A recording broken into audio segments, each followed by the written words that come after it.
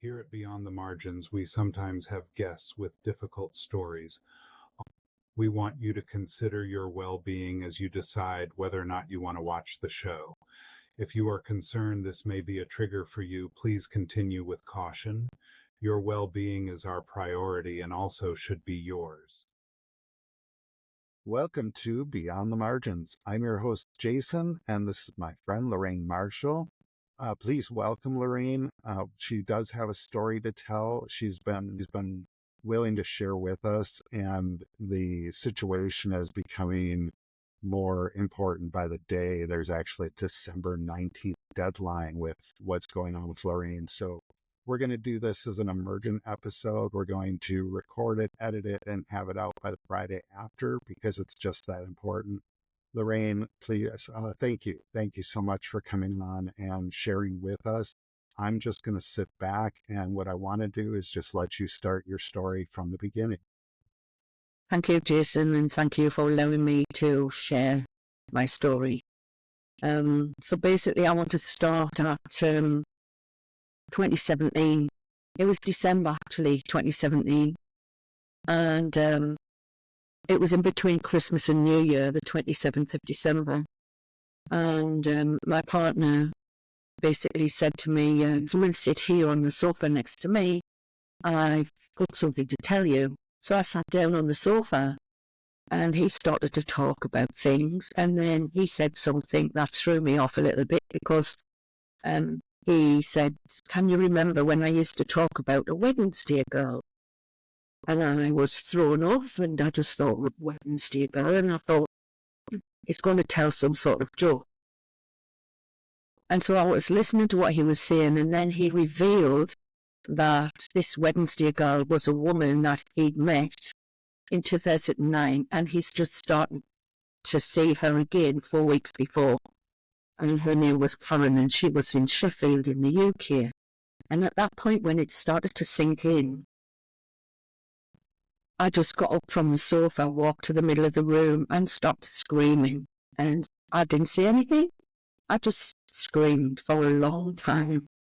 I was basically in shock and trauma from what it just revealed. He'd basically confessed that he was having an affair with this woman. He'd met her just a few weeks ago. And that was basically a starting point. Then the next thing that happened, he was leaving to go back to the UK. It was January of the next year, 2021. And no, it wasn't. It was, sorry, I've got that wrong. You have to edit. It was January of 2018. And before he was leaving, he said to me, here's what I'm going to do. I'm going to start paying this money into your business account. So you have this money and you can pay the bills here. Well, of course, I was in shock. I was still in grief and all the trauma that had happened over the Christmas. And I didn't understand anything about why he was paying this money, or he didn't really explain things. He left in January to go back to his home in the UK and then to do his work. And after I was on my own here, I just started to suffer some panic attacks. I couldn't sleep at night. I was wondering, should I stay or should I go? Because I just didn't know where I was, like in the relationship and how I would survive. I didn't have an income, and he's now telling us he's putting this money into my business account. So I was really confused. So anyway, that was in 2018, and he didn't actually confess to say that he's ending that relationship that he's been making with his woman. He confessed that he was entitled to have this woman in the UK because he was basically busting his balls working, right, for basically what we had here. And I just couldn't understand that. Anyway, it took him like till the mid of 2018 to end that affair because I'd then pleaded with him. I'd gone back to the UK in the February to find out, did he still want me in his life? Was there a future in this relationship? And I remember sending him messages and things before that. And I asked him, please tell me if you don't want me in your life. Because then I could have made a decision to say, right, okay, I could go. He said he did still want me. Where would I rather be right now? I would rather be with you in our house. So I thought, right, okay, well, me sort of being in that space of like personal growth, personal development, laws of attraction and all of that, I just thought, well, I need to forgive him, but not say it to him, but to forgive from inside. And that's what I started to do. I started to do a practice of forgiveness affirmations to forgive him for what he'd done, and started to rebuild and try to get my trust back. So through 2018, and after he finished with this affair, in 2019, I started to recover my confidence, started to do more things, and I was like enjoying some of my life, going out to learn Spanish, to do yoga, to do some art classes and things like that. So it's starting to recover. And basically then by the end of 2019, I was actually invited by another woman here, a local woman, to do dance lessons for the carnival in 2020, because the carnival, it was the Cartagena Carnival in 2020. And I thought, what a wonderful thing to do, because I was nearly 59. I was 58 at that point, but I'd be 59 the next year. I thought, I want to do this. So I did. And I really, really enjoyed it. In the February of 2020, I danced 2.5 hours through the evening, through the city of Cartagena, with the music blasting and all the other people there with the carnival dress and atmosphere. It was fantastic. And I really thought things were coming together, because he was then planning that he would start his business here in Spain, and that he was booking a removal van for April. He'd put all of our personal possessions and some furniture in this van, and it would be all transported here to Spain. So I was really thinking, this is it, is making a commitment. He's going to be living more in Spain than in the UK, and we're going to have a secure future together. So that was the beginning of 2020, but unfortunately 2020 was that year, the big C-19 COVID thing, and they'd stopped the flights. I think it was in March they did lockdown and they stopped the flight. Well, he was meant to be going back to the UK. So he then said, I don't want to leave you alone. I don't want to return to the UK. I'm there and then I can't get back to you. I don't want that to happen. So I'm cancelling, not going back. I'm going to stay and remain here with you. And I thought, right, okay, that's great. But so we had time together. Even though it was lockdown, we planned lots of projects, DIY things around the house, and really enjoying our time. We did painting the gates, we did changing the lights, we even changed the kitchen sink and the workbenches and everything. We put air conditioning in, built a fence outside in the garden, just one thing after another. Then it was the summer of 2020, July, he'd even had some plans to build pathways on some of the land here. So he'd ordered sand, gravel and paving slabs, so I could then clear some of the weeds away and build these pathways. I was really thinking this is great. He left in July of 2020 for like 4 or 5 weeks or something. He returned August, on the 25th of August, returned back here. But just before, the weekend before he returned, he told me he was going in to do a transformational coaching therapy session with an ex-GP from the UK, and he was going to be there. And I thought, well, this is a bit strange, but he was saying it was going to help to improve his health, because he had a lot of different things like diabetes, Crohn's disease, arthritis, stuff like that. And he wanted to take this therapy to improve his health. So he returned back on the 25th, and on the 26th, all he could talk about was the therapy that he'd been through. And when he finished talking about the therapy, he then said, look, you can have this same therapy. I'll be there for you, so you can do this therapy. I'll book flights. We could return to the UK. I'll hire a car, book a hotel, and I'll be with you. I'll be there with you for this. And my mind was like thinking, why do I need therapy? And I think I might have said to him, why? Because he then in the next breath was like, so that you can have the success in business that you've always wanted.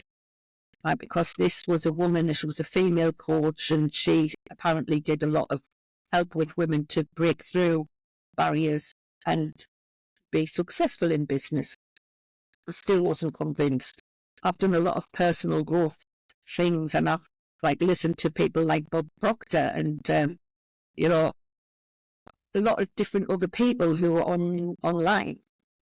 So I wasn't really convinced about going to do all this. So that was it. Then the next day, the 27th of August, I was going to get shopping. We were inviting a couple of friends over. They were here in the UK, staying in another villa somewhere. And we were entertaining these people. They came to the house and drinks and food and everything. And after they'd gone, he was, right, let's have a nightcap. We'll sit outside in the porch, have a nightcap. He got the drinks, I cleared away, sat on the two seats in the porch. And then he said, I've got something to tell you. And then, like that, my mind was like clicked into place, flipped and thinks, oh, when have I heard this before? And I was transported back to December of 2017 when he said, sit here and I've got something to tell you. So what I see now is, since I've published my story as well, is that he then did 4-sentence discard speech. I've got something to tell you. I'm in love with another woman. We can remain friends if you want to remain friends. We just can't have sex anymore. And that was the end of the relationship. And I didn't react because I had this intuition in my mind. It was intuition to say, don't do what you did before, because I screamed out loud. Don't throw your drink in his face. Don't be angry in front of him. Control your emotions. So I stood up, my phone, walked into the kitchen, and when I got to the kitchen, my stomach, I could feel the anger rising. I got there and I just threw my phone down on the table and it bounced onto the floor, and I was like, don't break your phone, you need your phone. So I picked the phone up and I was so angry. I thought, I walked out of the kitchen into the bedroom right at the end of the house. It's a 4-bedroom villa here. And I got into that bedroom and I just punched my fist into the door frame of the ensuite bathroom. And I just said, you bastard, you fucking bastard. And I said that 3 times till I got the anger out of my system. As I walked out of that room, he'd moved into the living room and was now sitting on the sofa. And we stayed talking that night till nearly 4 or 4:30 in the morning, because I started talking about my life, my past life, and I told him he was repeating mistakes of his past life, because I knew his past life and how many marriages he's had and how many other women he'd seen before. And I knew that. I even remember saying, it's like he just threw a whole box of dominoes up in the air, and these dominoes are suspended, and neither of us know when these dominoes are coming crashing down. And then in the next part, I'm saying to him, I'm going to write my story. I told him that night, I'm going to write the story. And I couldn't understand why that came into my mind. It just came in straight off and came out of my mouth in one loop. And I didn't understand why that came in. And so basically that's like the story to there. He then offered me, he was in 2 days later, he was in the office, he was writing out his financial proposal and a letter that started the Lorraine and setting all these things out. And I'd walked into the office because I was wanting to leave that day to make a phone call, private call. And he couldn't make the printer work. And as I walked in, he was saying, please help me. I can't get this to work. I just looked at him in the face and I just said, send it in an email. And I just walked in. And that was how this whole separation thing started. That was how it started. He ended the relationship and call it now the 4-sentence discard state. That is truly, it, I don't even know. It's disheartening. It's heartbreaking, and I know that it has put you in a situation now. Would you care if you feel comfortable? Would you share with the audience what's going on with you right now? Well, it's a bit complicated. It's been 4 years post-separation. And what happened was, we had a meeting here before he was leaving. He'd already drawn up a financial proposal. And it didn't really work for me because I didn't have any money. I had 3,000 in savings and no job, no income, nothing. It was COVID. You couldn't just walk into a job and everything was locked down. And so I tried to negotiate and to help myself with having some sort of income. So we planned this meeting. We had this meeting. And things got a little bit escalated because in my mind, I wasn't secure. I didn't realize how vulnerable I was because I wasn't on any of the utilities. I wasn't on the deed here, even though he had me in the will as the sole beneficiary, and he'd written this thing to say he'd share the property 50% with me. I didn't have a security. So I sat down to say, look, I need to find a way to secure my future. Would you help me with a couple of things? And I wrote a proposal. And then just before he was due to arrive, he saw something on Facebook that a friend had shared. I'd written a GoFundMe page because he offered me the opportunity to buy out the property at 50%. And so I'd actually written something up, and that was before I'd sent this proposal to him. And one friend had shared that on her profile live, which I didn't want it to be shared. I just wanted it to be private amongst a few people at that point. And he saw that and he got angry, but he'd already been angry lots of times before. I'd already had a lot of situations from 2018 through 2018 while he was basically carrying on this affair. He was very angry quite a lot of times. And so before we had this meeting, I asked him, would it be okay to record this meeting? He said yes.